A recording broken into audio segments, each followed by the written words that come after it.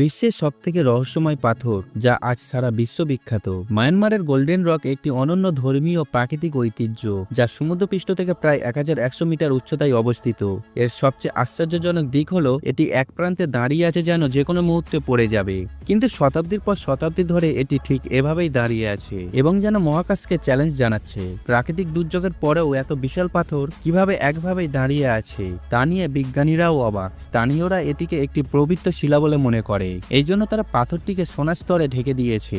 তাদের বিশ্বাস এই পাথরের মধ্যে ভগবান বুদ্ধের একটি চুল সংরক্ষিত করা আছে যা পাথরটিকে পড়ে যাওয়া থেকে রক্ষা করছে।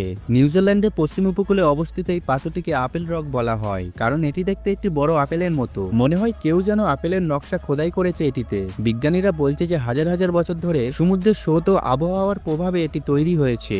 কেউ কেউ আবার মনে করে এটি একটি উল্কাপিণ্ড যা বহু শতাব্দীর আগে পৃথিবীতে পড়েছিল। আবার কেউ বলে এটি কোনো প্রাচীন সভ্যতার নিদর্শন যা আজ বিলুপ্ত।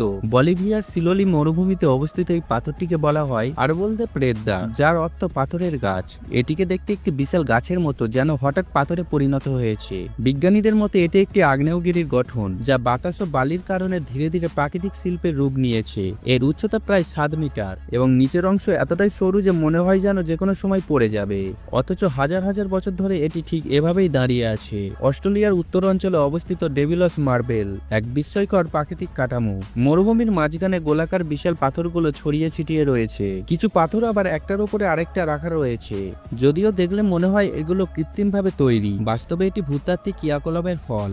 সৌদি আরবের নৌফুট মরুভূমিতে অবস্থিত আল নাসেল রক একটি রহস্যময় পাথর যার মাঝখান থেকে এত নিখুঁতভাবে কাটা যে দেখে মনে হয় কেউ ধারালো যন্ত্র দিয়ে এটিকে কেটেছে। কিন্তু আজ অব্দি কোনো বিজ্ঞানীরা এমন কোনো প্রযুক্তির অস্তিত্ব খুঁজে পায়নি যা এত বিশাল পাথরকে এত পরিষ্কারভাবে কাটতে পারে।